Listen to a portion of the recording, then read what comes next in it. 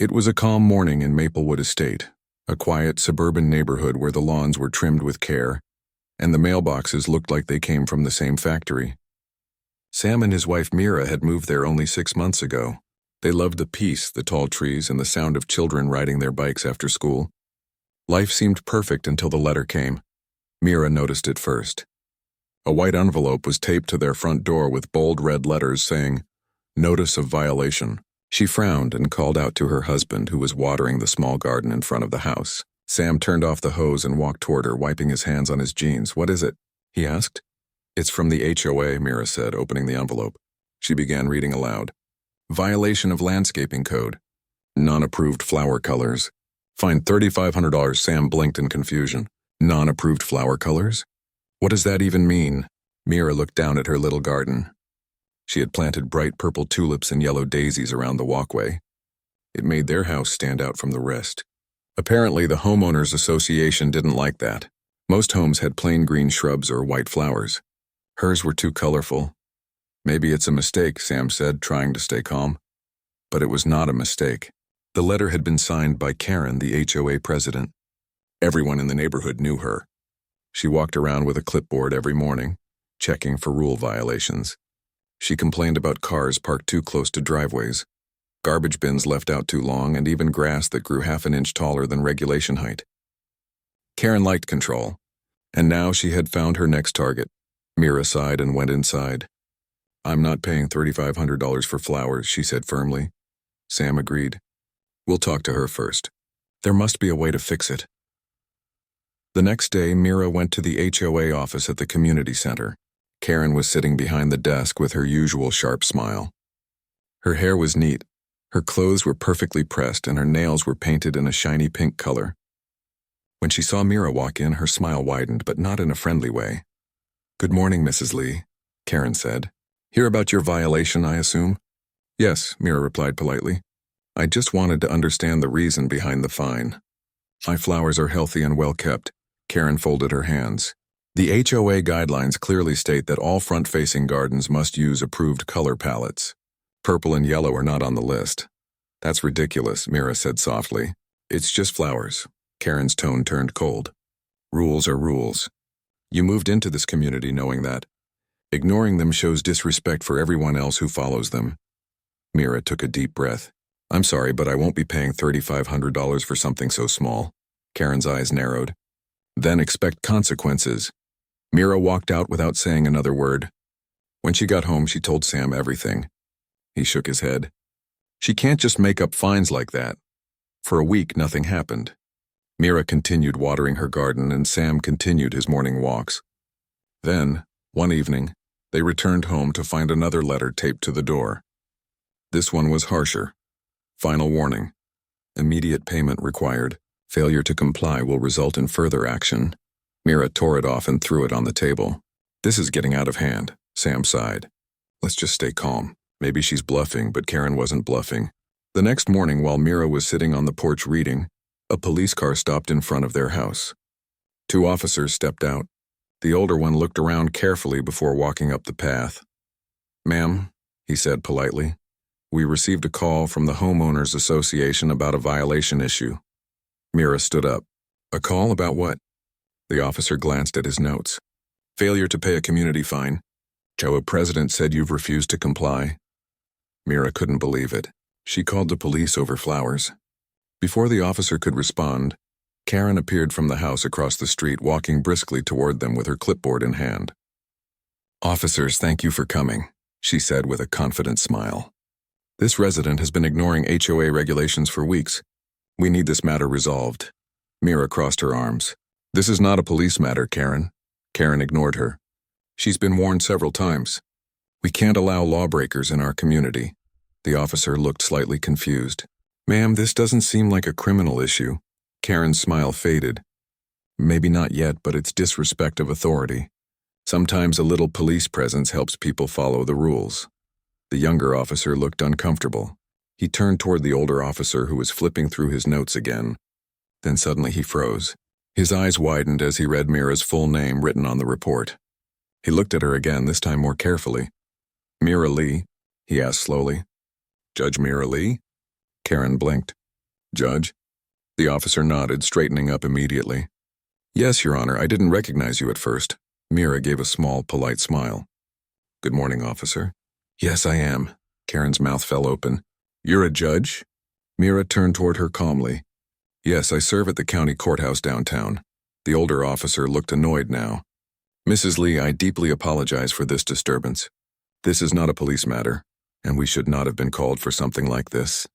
Karen stammered, but she broke HOA rules. You can't just ignore that. The officer turned to her, his tone serious. Ma'am, you should not be using emergency services for personal disputes. Calling the police for a landscaping issue wastes our time and resources. Karen's face turned red. I didn't know. Yes, you did, Mira said calmly. You wanted to embarrass me. The officer nodded respectfully to Mira. We'll make a report about this false call, Your Honor. Please let us know if you wish to file a complaint. Mira smiled faintly. Not now. I think this lesson is enough for today. Karen stood frozen as the officers walked back to their car. She could feel her neighbor's eyes on her from across the street. Some had stepped out to see what was happening. The sound of the police car driving away left an awkward silence behind. Mira turned to Karen one last time. Next time, maybe try talking instead of calling the police. Karen didn't reply. She just turned and walked away quickly, clutching her clipboard tightly. Sam came out of the house and asked, What happened? Mira sighed. Let's just say she won't be bothering us for a while. But Mira didn't know that Karen wasn't done yet. The embarrassment had only made her more determined. She wanted revenge for being humiliated in front of the whole neighborhood. That night, as lights went out across Maplewood Estate, Karen sat at her dining table, typing another letter with a new plan forming in her mind. The next morning in Maplewood Estate started with birds singing and the smell of fresh coffee. Sam was reading the newspaper on the porch while Mira watered her flowers, smiling quietly to herself. The purple tulips glistened under the sunlight. Everything felt peaceful again after yesterday's dramatic scene. The officers had left, Karen had been embarrassed, and Mira thought it was over. But peace rarely lasted long when Karen was involved. From across the street, Karen watched through her window, her jaw tight with anger. She could still hear the whispers from last night. Neighbors had talked about how the great HOA president got scolded by a judge. The memory burned inside her. She had worked hard to build authority in the neighborhood, and she wasn't about to let one family ruin that, especially not the Lees.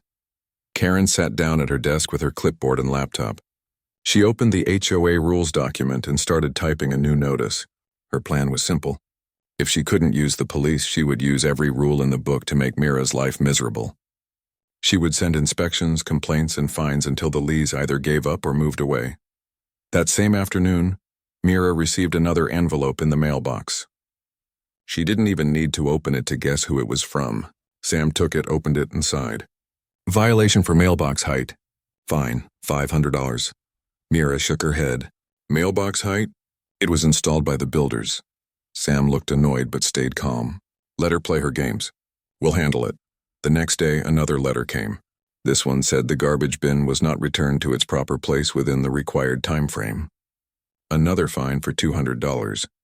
Then came one about a non-approved patio chair color. Karen was sending notices daily now. Mira began to feel the stress. Each letter carried the same cold tone and the same name signed at the bottom. Karen, HOA President. Sam told her not to worry. We'll keep all the letters. If this goes to court, it'll be her problem. But Mira didn't want a legal fight. She wanted peace. Still, she wasn't the kind of person who would bow to pressure. She had spent her life standing for fairness in her courtroom, and she wouldn't allow anyone to bully her at home. So she decided to take a different approach. That weekend, the community held its monthly HOA meeting at the clubhouse. Mira decided to attend. When she arrived, she noticed that most of the seats were already taken. Neighbors whispered as she entered. Karen sat at the front, her posture straight and her smile tight. She looked surprised to see Mira walk in, but quickly covered it with a fake polite expression. Welcome, Mrs. Lee, Karen said in a careful voice. Please take a seat. We're about to begin. Mira nodded and sat near the middle row. Sam joined her a few minutes later. The meeting began with usual updates about maintenance, security, and events. Then Karen cleared her throat. Now about the issue of compliance. Some residents have recently chosen to ignore our community rules, causing unnecessary trouble. Her eyes flicked toward Mira. A few people glanced in the same direction. Karen continued, "The HOA will be enforcing stricter inspections from now on. Anyone found violating our standards will be fined without warning." Mira raised her hand calmly. "Excuse me, may I say something?" Karen looked hesitant but couldn't refuse. "Of course," Mira stood up and turned to face the group. "I just want to remind everyone that we all moved here for peace and safety. Rules are important, yes, but they should exist to support harmony, not to create fear. I believe our HOA should focus more on helping residents, not punishing them for small things like flower colors or mailbox height." The room went quiet. A few people nodded slowly. One elderly neighbor raised his hand. "I agree with her. Last month I got fined because my son parked his car overnight on the street. It was just one time." Another woman added, "I got fined for putting up a holiday light too early." Karen's smile faltered. "These rules are there for a reason. If we start making exceptions, everything will fall apart." Mira looked at her steadily. "Or maybe things will become fairer." The discussion grew louder as more residents spoke up. Some defended the HOA, but most seemed tired of Karen's strict control. By the end of the meeting, people were asking for a review of the fine system and an election for a new board next month. Karen tried to stop it, but the crowd had already made up their mind. When the meeting ended, several neighbors came to thank Mira. "We needed someone to speak up," one said. Mira smiled kindly but didn't gloat. She just wanted balance, not power.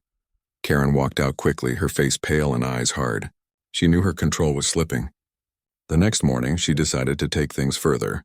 If the Lees wanted to play fair, she would play smarter. She made a complaint to the city's zoning office, claiming that Mira and Sam had made unauthorized property modifications. It was a lie. But Karen hoped the city would at least investigate and cause them trouble. 2 days later, a white truck arrived outside the Lees' home. 2 city inspectors stepped out. Mira saw them from the window and walked outside to greet them. "Good morning," she said politely. "Can I help you?" One of the inspectors replied. "We received a complaint from the HOA about an unapproved modification to your property. We just need to take a quick look." Mira nodded calmly. "Of course. You're welcome to check anything." The inspectors walked around the yard, checked the garden, the porch, and the mailbox. After 20 minutes, they came back shaking their heads. "Everything looks perfect," one of them said. "There's no violation here." "Thank you," Mira said with a smile. "Would you like a copy of the HOA notice that keeps coming to me?" The inspector took one look at the pile of letters Mira handed him and frowned. "That's a lot of notices. We'll report this pattern to the city council. HOAs aren't supposed to harass residents." When they left, Sam looked at his wife with admiration. "You handle everything so calmly," Mira smiled. "It's just logic. When people use lies, truth always catches up." But that night, while Mira was reading on the porch, she noticed a shadow across the street. Karen was standing near her house, watching silently. Their eyes met for a moment before Karen turned and went inside. Something about the way she moved made Mira uneasy. This wasn't over. The following morning, Karen called for an emergency HOA meeting. She gathered a few loyal members and complained that Mira was a threat to order. She claimed that Mira's position as a judge made her dangerous because she could influence people unfairly. Her loyal group listened, unsure of what to say. Karen's obsession was becoming clear even to them. Meanwhile, Mira decided it was time to gather her own evidence.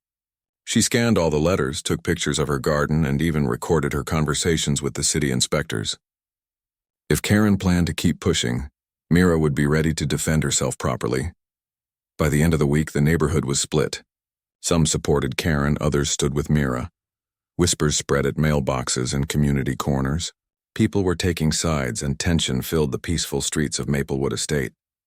Karen thought she was regaining control, but she didn't know that her own words and actions were being watched closely by someone else. A complaint from one of the neighbors had already reached the Regional Housing Authority. They were reviewing her leadership. Mira didn't know that either. She only hoped the truth would soon come to light. What she didn't expect was that the next visit to her house would not be from an inspector or a neighbor. It would be from someone who held real power to change everything. The morning sun rose slowly over Maplewood Estate, touching every roof and window with golden light. Birds sang, Children waited for their school bus, and for a short while it seemed like a normal day again. Mira stood by her kitchen window watching the street while sipping her coffee. But behind her calm face, her mind was busy. She had already collected every letter, every fine notice, and copies of her conversations with the city inspectors. Karen had crossed every line, and now Mira wanted to end this problem properly and peacefully. Sam entered the kitchen holding the newspaper. "You're thinking about Karen again, aren't you?" he asked with a smile. Mira smiled back softly. "It's hard not to. She won't stop until someone stops her." Sam nodded. "Then it's time to show her what fairness really means." Later that day, Mira called the Regional Housing Authority office. She spoke to a polite officer named Daniel, who listened carefully as she explained what had been happening. She sent him scanned copies of the fines, letters, and inspection reports. Daniel promised to look into it and said he would send someone for an official review soon. Meanwhile, across the street, Karen was busy organizing her own plan. She was still furious after losing control at the last community meeting. Her authority had been questioned and her pride was bruised. She needed to regain her power before the upcoming HOA election. In her mind, the only way to do that was to make Mira and Sam look like troublemakers. She called her closest allies, two neighbors who often helped her with HOA matters, Paul and Linda. They met in Karen's living room that afternoon. Papers were scattered on the table and Karen's voice was sharp as she spoke. "We can't let that woman ruin our community," Karen said. "She's using her position to turn people against me." Paul looked uneasy. "But Karen, she hasn't really done anything wrong. Maybe we should just let it go." Karen's eyes flashed. "Let it go? She humiliated me in front of everyone, and now half the neighborhood thinks I'm a villain." "No, I won't let it go," Linda sighed. "What do you want us to do?" Karen leaned closer. "We'll file a collective complaint. We'll say the Lees are breaking community unity rules, hosting unauthorized gatherings and creating tension." Paul frowned. "That doesn't sound true." Karen crossed her arms. Truth doesn't matter if people believe it. But what Karen didn't know was that her words would soon come back to her in ways she never expected. The next morning, a black SUV drove into the neighborhood. It wasn't a police car or a city truck this time. It carried two officials from the Regional Housing Authority. They were here to investigate the complaints, both Karen's and Mira's. They first went to the HOA office to meet Karen. Karen greeted them with her usual polished smile. "Welcome to Maplewood Estate. I'm glad you came. We've had trouble with one resident who refuses to follow our rules."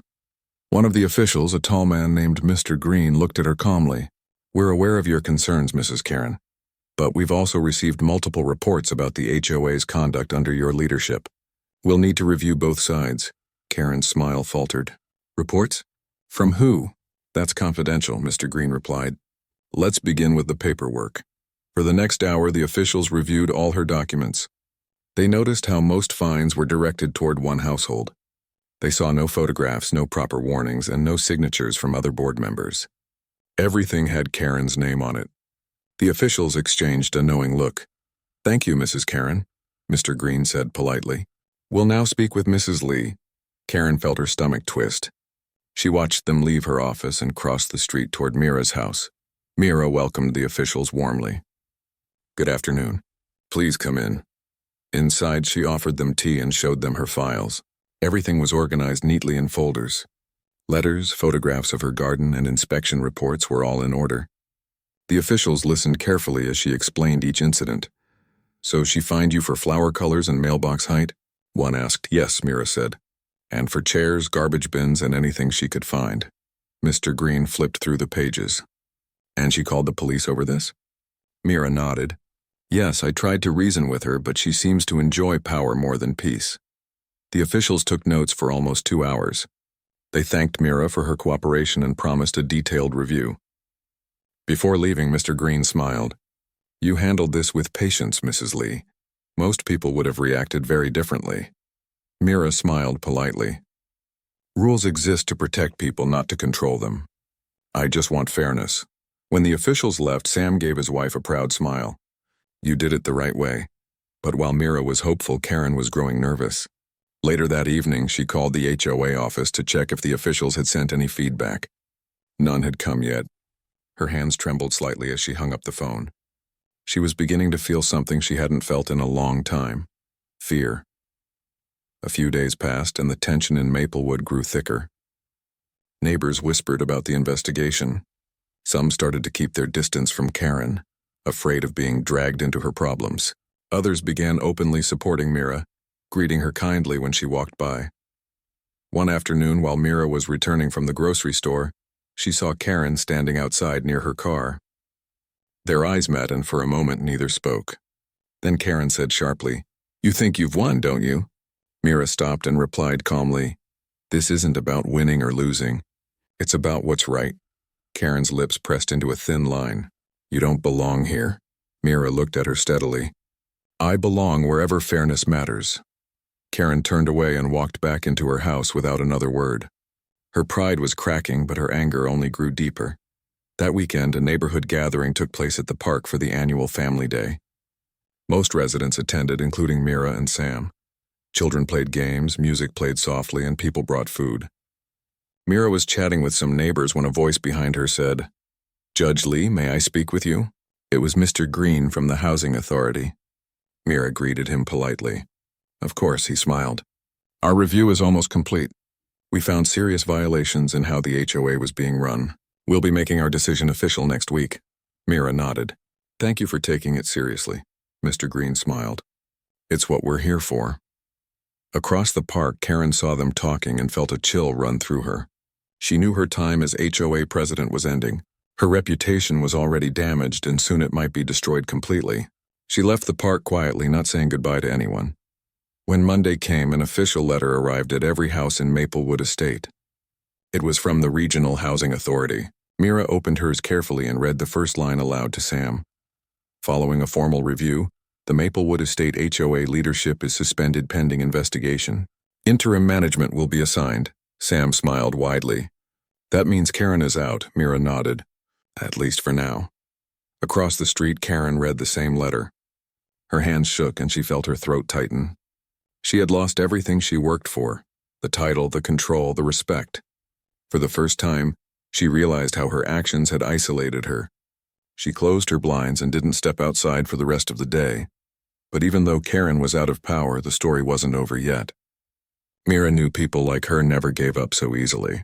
The investigation might be done, but the anger inside Karen still burned quietly. What Mira didn't expect was that Karen's next move would be far more desperate and dangerous than any fine or letter before.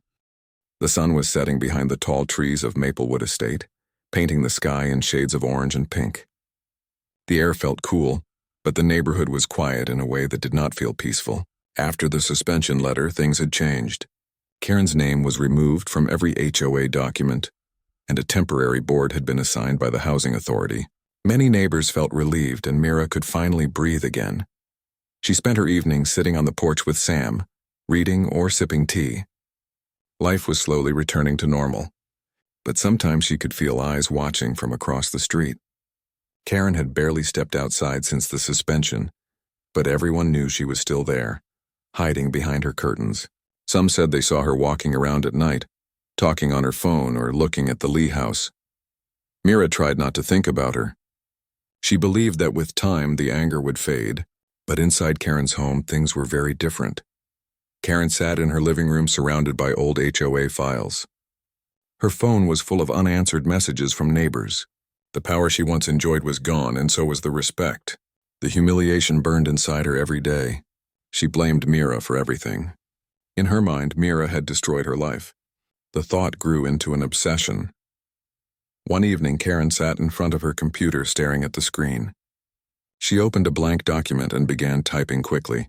She wrote a long complaint addressed to the city council, claiming the investigation had been unfair and that Mira had used her position as a judge to influence officials. She wrote false stories about how Mira bullied neighbors and abused her status. When she was done, she attached fake signatures and sent the email anonymously. The next morning, Mira received a call from a city representative. The voice on the phone was polite. "Judge Lee, we received a complaint about you. It seems to be a false one, but we wanted to inform you." Mira thanked the representative and hung up. She sat quietly for a moment thinking. She already knew who had done it. She turned to Sam, who was reading the newspaper. "Karen is still trying to fight." Sam looked up. "Even after losing her position?" "Yes," Mira said. She's desperate. That afternoon, Mira decided to visit the temporary HOA board office. She met the new chairperson, a kind woman named Grace. Grace listened carefully as Mira explained what had happened. Karen is no longer allowed to act as a representative of the HOA, Grace said firmly. If she continues to harass you, we will file a restraining order. Mira nodded. Thank you. I hope it does not come to that. But Karen was not done. Later that week, she printed copies of her complaint and started placing them secretly in neighbors' mailboxes. Some residents found the papers early in the morning. Each paper carried the same false claims about Mira. However, most neighbors had seen enough to know the truth. They took the papers straight to Mira and warned her. When Mira saw one of the letters, she sighed deeply. This is sad, she said. She's only hurting herself, Sam agreed. Maybe it's time to end this once and for all. 2 days later, a car arrived at Karen's driveway. It was the same black SUV from before, carrying the Regional Housing Authority officials. They knocked on her door and Karen slowly opened it. Mrs. Karen, said Mr. Green calmly, we received evidence that you're continuing HOA-related activity even after suspension. You've also been spreading false information about another resident. This is a serious violation. Karen tried to stay composed. I was only telling people the truth. She used her job to turn everyone against me. Mr. Green shook his head. We found no proof of that. But we did find evidence of your false statements and misuse of HOA documents. You're now officially banned from holding any HOA position in this district. Karen's eyes widened. You can't do that. It's already done, Mr. Green said.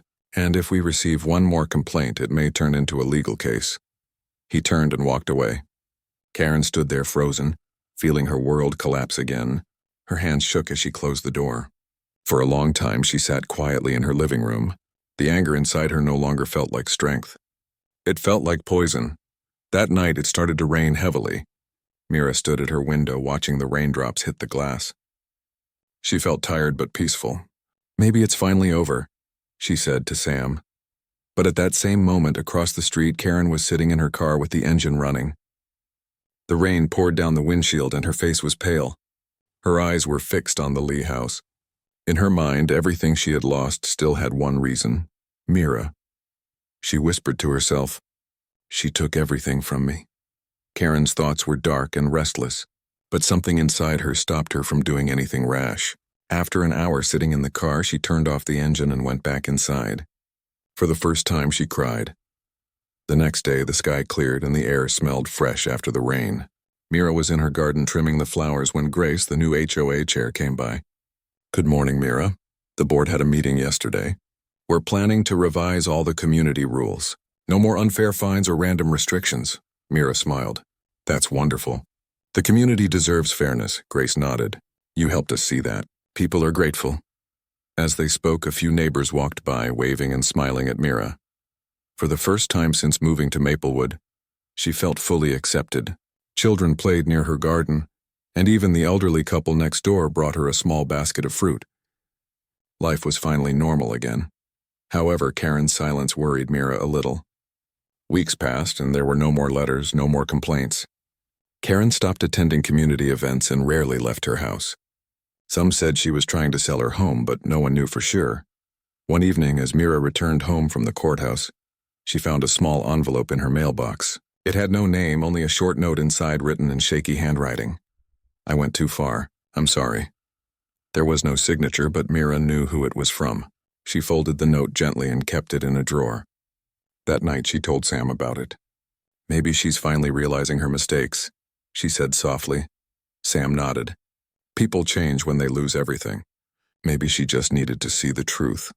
A week later, Mira saw a moving truck parked outside Karen's house. Boxes were being loaded and the curtains were drawn. Karen didn't look toward the Lee house even once. She simply got into her car and drove away. The street felt lighter when she was gone. The new HOA board began holding open meetings where everyone's voice mattered. Mira often attended and gave suggestions, helping the community rebuild trust. Under Grace's leadership, Maplewood slowly became a better place to live. Months passed, and the story of the strict HOA president who called the cops over flowers turned into a quiet memory that neighbors sometimes laughed about at gatherings. But everyone remembered how calmly Mira handled it all. Her patience and fairness became a small legend in Maplewood Estate. Still, one day when Mira was cleaning her drawer, she found the note again. She read it and smiled sadly. "Even people like Karen can learn," she whispered. Sam looked up from his book and said, "And even when people are unfair, kindness wins in the end." Mira nodded. The garden outside was full of color, purple tulips and yellow daisies, the same ones that had once caused all the trouble. Now they stood as a reminder that doing the right thing was always worth it. But while Mira thought it was the end, something unexpected was still waiting to happen, something that would show how far her calm courage had reached beyond Maplewood. The next morning, the entire neighborhood buzzed with whispers. Everyone had seen the video from the town hall meeting. Karen's face had been shared in local groups, and people talked about how she had tried to fine a sitting judge and called the police on his wife. Some people defended her, saying she was only doing her duty, but most were tired of her controlling ways. Inside the house, Adam and his wife Mary were having breakfast together. The sunlight fell gently through the kitchen window and the sound of birds filled the air. For the first time since moving there, Mary felt relaxed. She didn't have to worry about another warning note on the mailbox or a fine on the door. Adam looked calm too, though he knew things might not be over yet. Mary looked at him with a small smile. "Do you think Karen will finally stop?" Adam took a sip of his coffee. "People like her don't stop easily, but this time she's facing something real. The HOA board can't ignore what happened anymore." Before noon, a letter arrived from the HOA office. It wasn't another fine. It was a notice calling for an emergency meeting of the homeowners to vote on Karen's removal as HOA president. Mary almost couldn't believe it. "They're actually doing it," she said, her eyes wide. Adam read the paper carefully. Yes, and they're inviting every homeowner to attend. It seems the board realized they can't stay quiet anymore. That evening, cars lined both sides of the street near the community center. Residents who had never attended a meeting before came out, eager to see what would happen. The air buzzed with a mix of excitement and tension. Inside the hall, Karen stood near the front with a stiff expression. She had tried to act confident, greeting people like everything was normal, but the murmurs around her told another story. Some neighbors avoided her gaze. Others whispered behind her back. When the meeting started, one of the board members, Mr. Lewis, stood up and cleared his throat. "We are here to discuss recent events involving the HOA leadership and the enforcement of fines. We've received many complaints, and after reviewing the evidence, it's clear that some actions have gone beyond reasonable limits." Karen tried to interrupt. "I was only doing my duty. I followed the rules as written." Mr. Lewis held up his hand. "Please, Karen, let us finish. What happened with Judge Adam and his wife has brought unwanted attention to our community. It was not just embarrassing, it showed poor judgment. We must decide tonight if we want this to continue." People began to speak one by one. Mrs. Green from across the street said, "She fined me $200 for leaving my trash can out for 1 extra hour. I never spoke up because I thought it would make things worse." Another man added, "She made me repaint my fence twice because the color wasn't approved. It cost me hundreds of dollars." Voices rose in agreement. Story after story came out. For the first time, people felt brave enough to speak against her. Karen stood with her arms crossed. "If you all want chaos, go ahead. Without my rules, this place will fall apart. You'll see." Adam sat quietly in the back with Mary, watching everything. He didn't need to say a word. The community was finally standing up for itself. When the time for voting came, slips of paper were passed around. Each homeowner wrote their choice, keep or remove. The board collected the votes, counted them carefully, and announced the result. By a majority of 85%, Karen is hereby removed as HOA president, effective immediately. The hall filled with clapping and cheers. Karen's face turned pale. For a moment, she looked like she might argue again, but seeing everyone's faces, she knew it was over. She grabbed her bag and walked out without another word. Outside, the night air was cool and quiet. Adam and Mary stepped out after the meeting. Neighbors came up to them, shaking their hands and thanking them. "You stood up to her," one woman said. "No one else could have done that." Mary smiled shyly. "We just wanted peace," Adam nodded. Sometimes peace needs a little courage first. In the following weeks, things began to change in the neighborhood. The new HOA president, Mr. Lewis, promised fair rules and clear communication. He canceled all unfair fines, including the one against Mary. A new atmosphere filled the streets. People waved to each other again. Kids played outside without fear of breaking some strange rule. Karen's house stayed quiet for a while. She rarely came out, and when she did, she avoided meeting anyone's eyes. Some neighbors felt a little sorry for her, but most believed she had brought it on herself. One Saturday morning, Adam was fixing his front fence when a police car stopped in front of Karen's house. The same officer who had once come because of Karen's call stepped out. This time, he was there for something different. He handed her a letter, nodded politely, and drove off. Mary, standing beside Adam, whispered, "What do you think that was?" Adam shrugged. "Could be legal papers. Maybe from the HOA or from people she fined unfairly. It's catching up with her." Mary nodded slowly.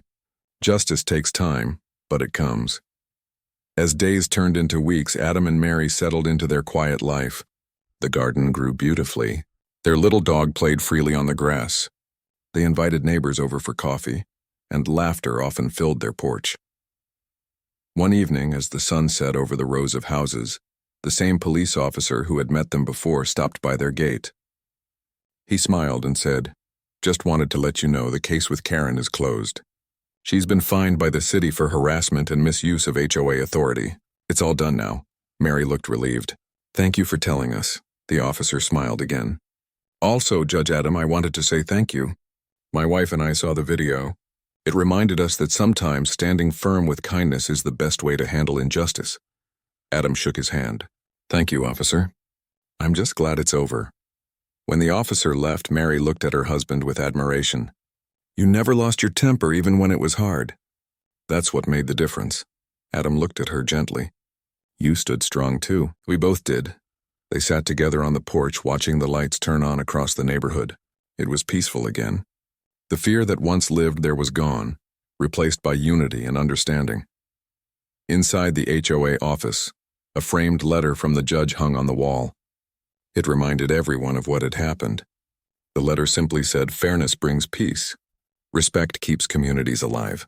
From that day on, the neighborhood stayed true to those words, and whenever someone new moved in, the story of how a simple family stood up to unfairness and changed everything was told again. Not with anger, but with quiet pride. It was not just about a fine or a rule. It was about standing up for what was right, even when it was difficult. And for Adam and Mary, that was more valuable than any victory in court.